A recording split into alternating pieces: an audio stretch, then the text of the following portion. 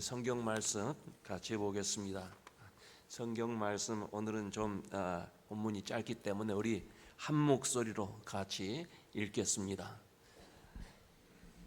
여호와를 경외하는 것이 지식의 근본이거늘 미련한 자는 지혜와 훈계를 멸시하느니라. 내 아들아, 내 아비의 훈계를 들으며 내 어미의 법을 떠나지 말라. 이는 내 머리에 아름다운 관이요 내 목에 금사슬이니라. 아멘. 우리 5월 가정의 달인데 하나님께서 우리에게 가정이라고 하는 울타리를 만들어 주시고 부모, 형제, 자녀들이 그 안에서 행복하게 살게 하셨습니다.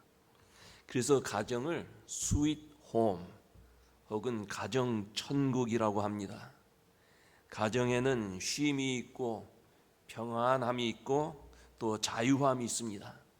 그래서 식구들이 아침이 되면 직장으로 학교로 각자 밖으로 나갔다가도 저녁이 되면 다 같이 집으로 돌아와서 저녁 식사도 함께하고 담소도 하고 편히 잠들게 되는 것입니다. 사랑하는 우리 교우들, 각 가정이 행복한 믿음의 가정, 사랑과 평안과 안식이 있는 복된 가정이 되기를 축원합니다. 오늘은 특별히 어린이 주일입니다. 그런데 미국에는 어린이날이 없습니다. 어린이 주일도 없습니다.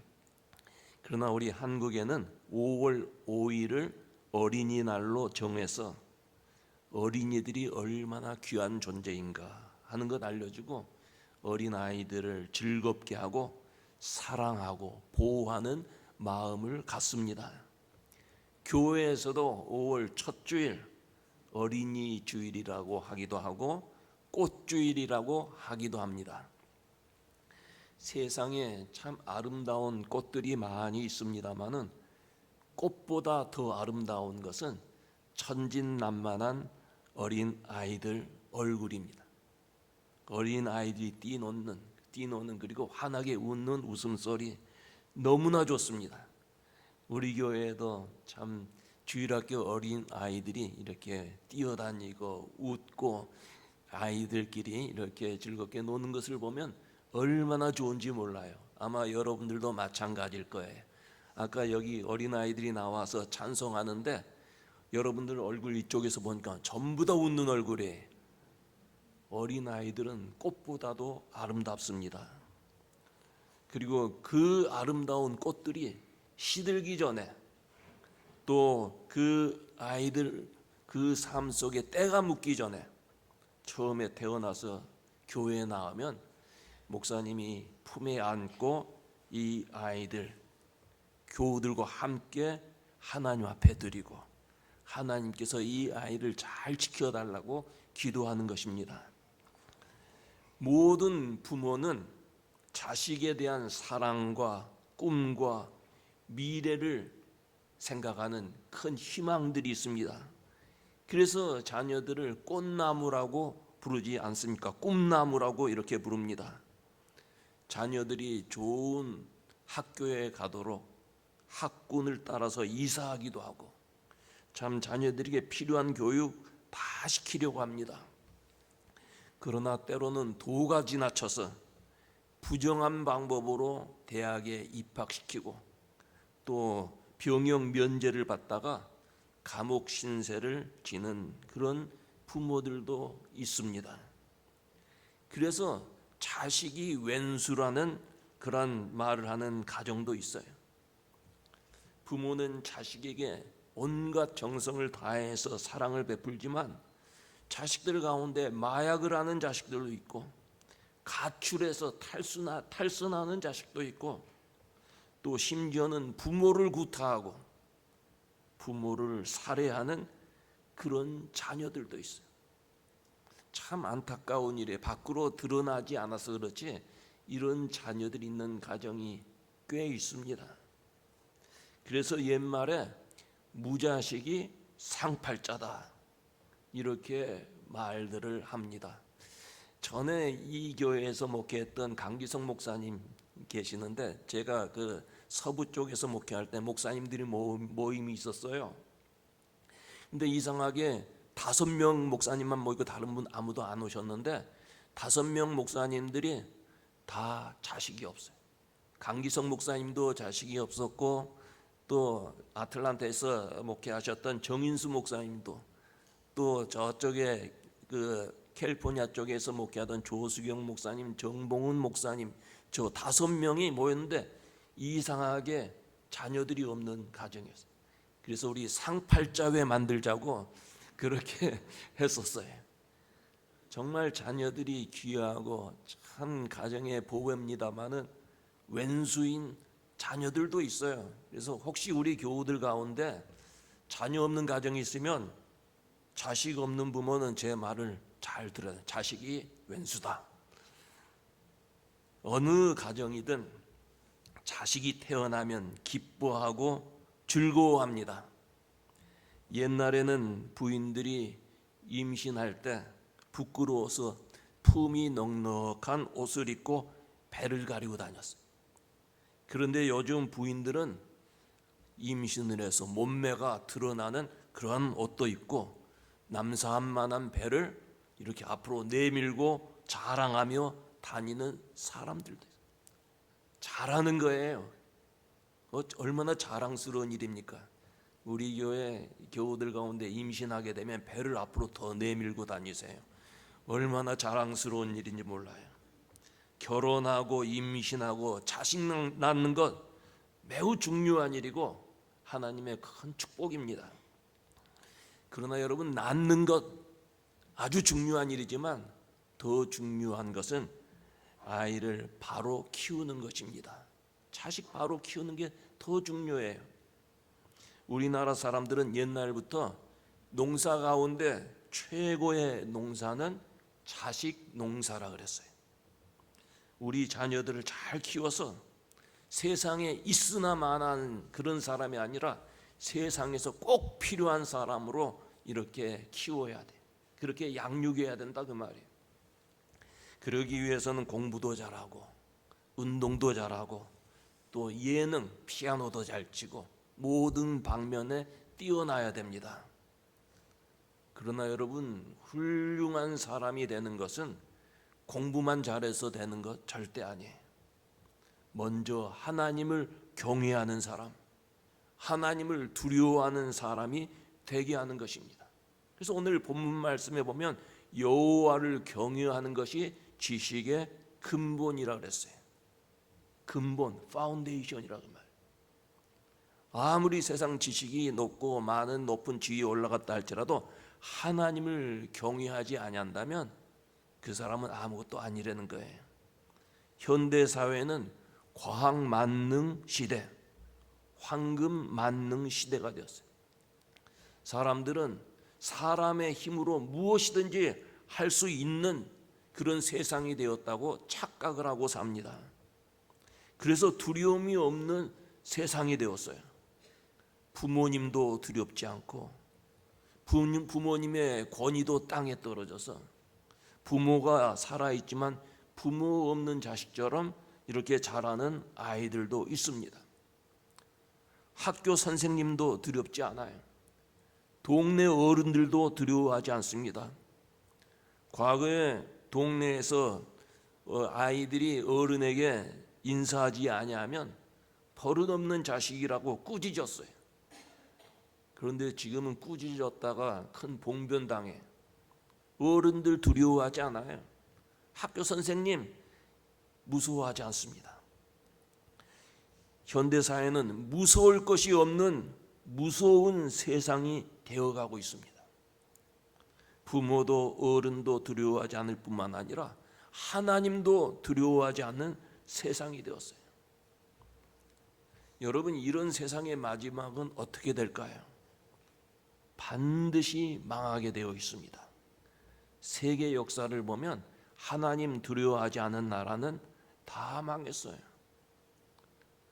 이전에는 그 냉전 시대라 해서 자본주의와 공산주의 대립하고 아주 전쟁했어요. 그러나 공산주의 참 사상은 뭐 좋아 보이는 하지만 하나님을 두려워하지 않아요.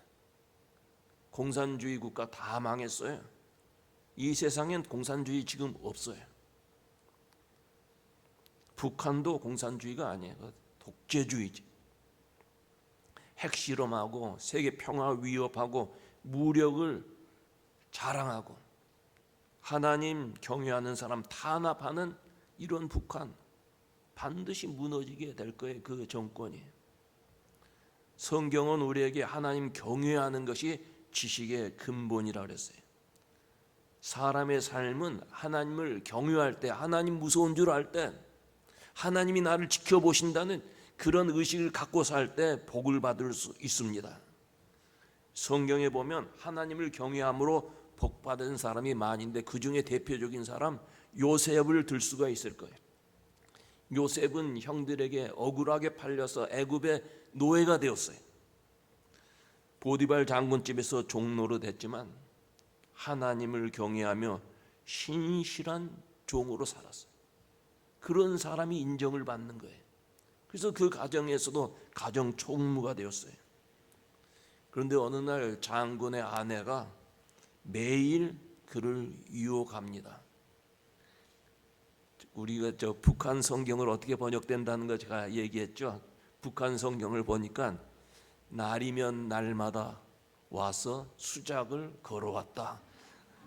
아주 적나라하게 번역을 했는데 여러분 한창 젊은 나이에 그 무서운 유혹 뿌리치기 어렵습니다. 내가 어찌 이 큰 악을 행하여 하나님 앞에 득죄하리요 하면서 그 유혹을 물리쳤습니다. 종으로 팔려와서 청년 요셉이 그 유혹을 이길 수 있는 힘이 무엇이었겠습니까? 지식의 힘이었을까요? 윤리 도덕의 힘이었겠어요? 하나님을 경외하는 믿음의 힘이었던 거예요. 하나님을 두려워하는 경건한 삶을 살 때 이후에 애굽의 총리가 되고 흉년으로 죽어가는 사람들을 살리는 위대한 삶을 살 수가 있었던 것입니다. 하나님을 경외하는 자에게 하나님께서 그를 축복하시는 거예요. 8절에 내 아들아 아비의 훈계를 들으며 어미의 법을 떠나지 말라 그랬어요. 이 말씀은 부모가 자녀를 훈계와 법으로 가르쳐야 돼. 이 말씀은 자녀들에게 아버지의 훈계와 어머니의 법을 따르라 그런 의미도 있겠지만 더 나아가서는 부모가 그렇게 가르쳐야 된다는 거예요. 그런 가정교육이 있어야 된다는 거예요. 그래야 자녀들이 그것에 따르지 않겠습니다. 부모는 자녀를 세상 지식이나 경험으로 바로 키울 수가 없습니다. 부모는 자녀를 하나님의 말씀과 경건과 기도로 키울 때 그 자녀들이 온전한 인격체를 가지고 세상에서 가치 있는 인생을 살게 되는 것입니다. 여러분, 이 세상에서 우리 자녀에게 가장 큰 영향력을 주는 사람이 누구겠습니까? 학교 선생님 아니에요. 친구도 아니에요. 부모입니다.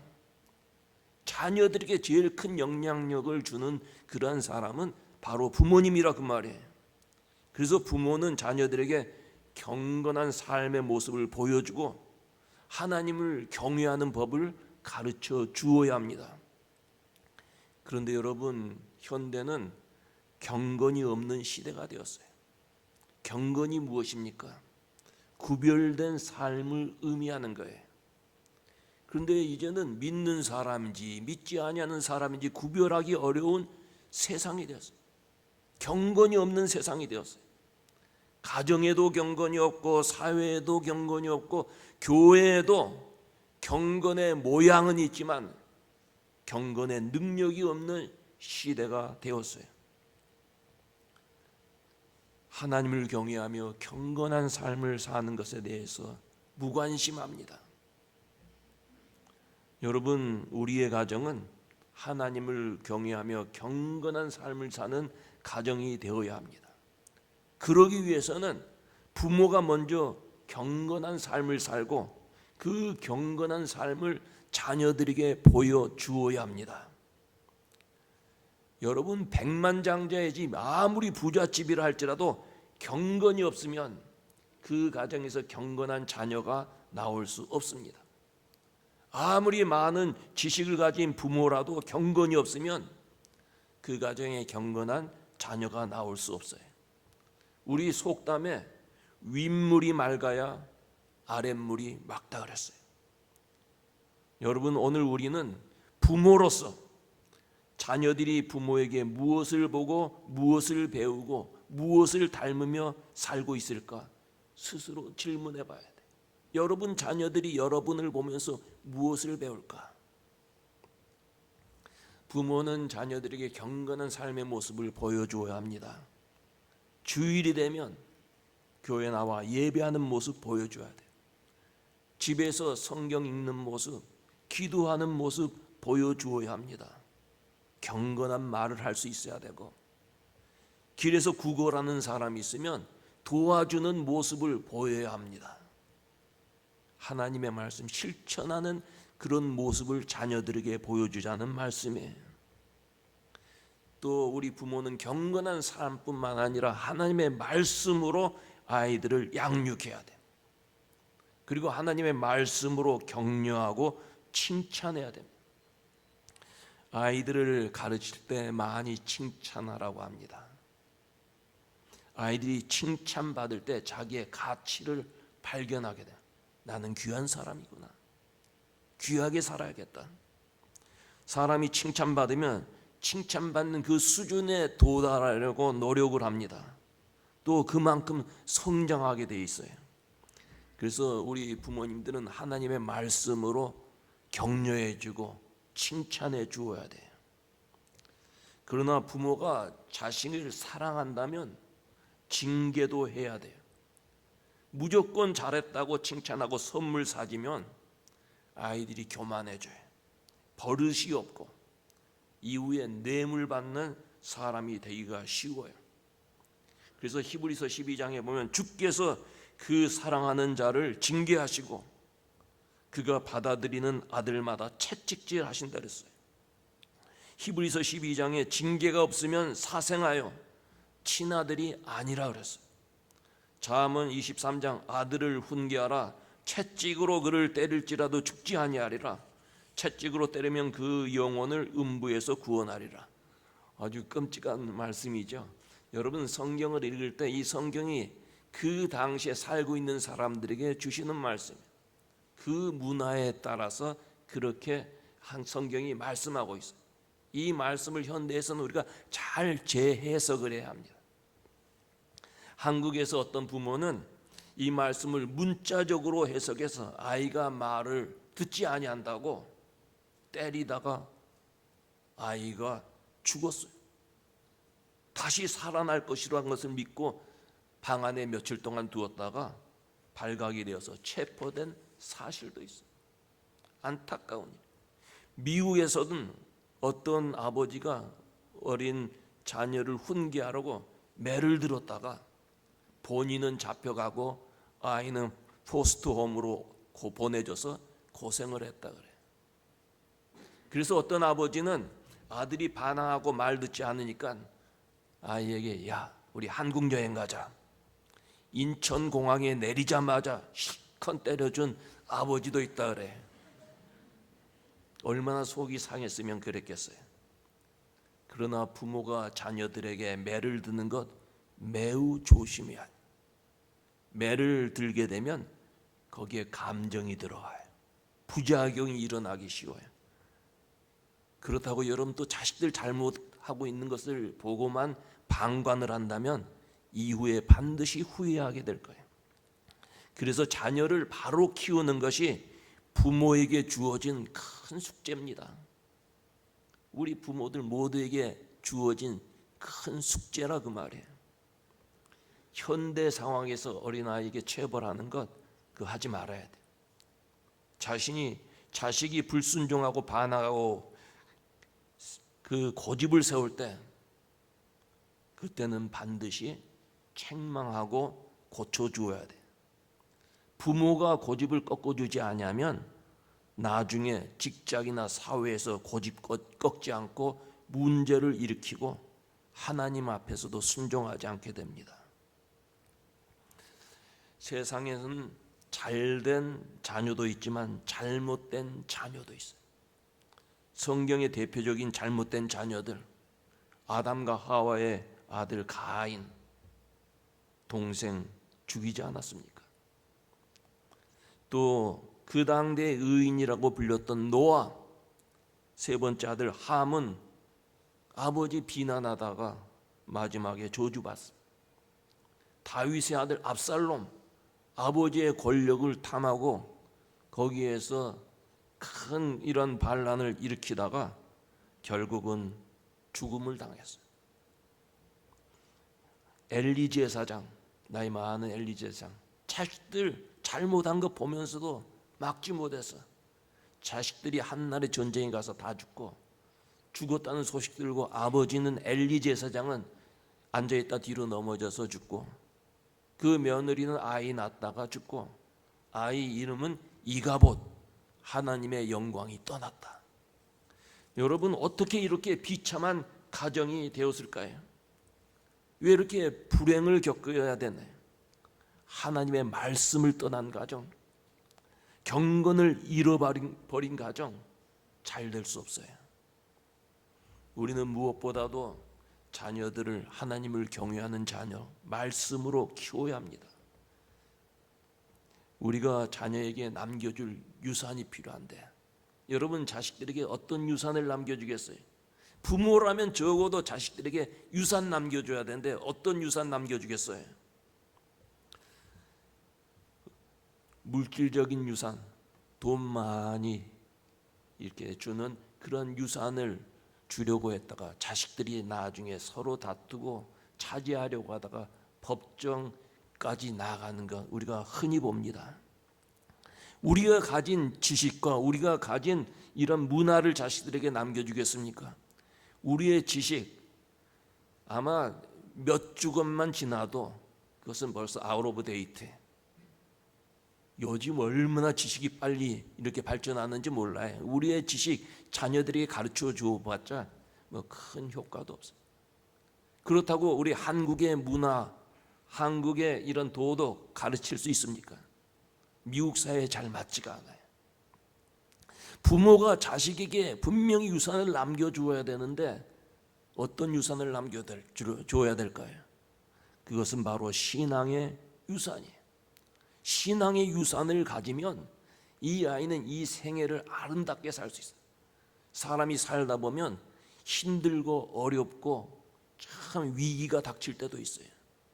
그러나 그 순간을 이길 수 있는 힘은 오직 신앙의 힘밖에 없어요. 그래서 부모는 자녀들에게 신앙을 남겨주고 신앙의 유산을 남겨주면 그 자녀는 결코 망하지 않는 거예요.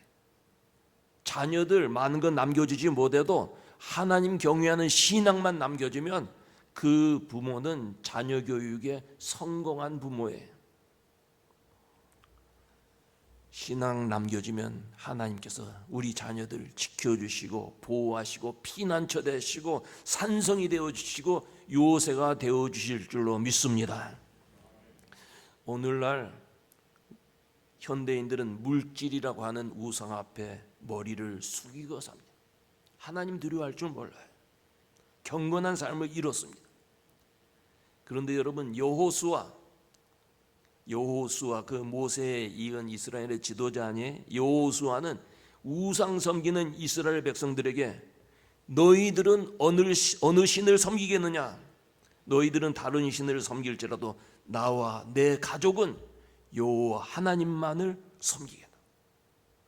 오직 나와 내 가족은 여호와 하나님만 섬기겠다. 우리 교우들 물질과 권력을 우상으로 섬기지 아니하고 여호수아처럼 오직 나와 내 가족은 여호와만을 섬기겠다. 이 아름다운 신앙의 유산을 남기는 부모님이 되어야 합니다. 이 5월 가정의 달, 하나님의 놀라운 은혜와 축복이 여러분 가정에 함께 하시기를 주의 이름으로 축원합니다. 하나님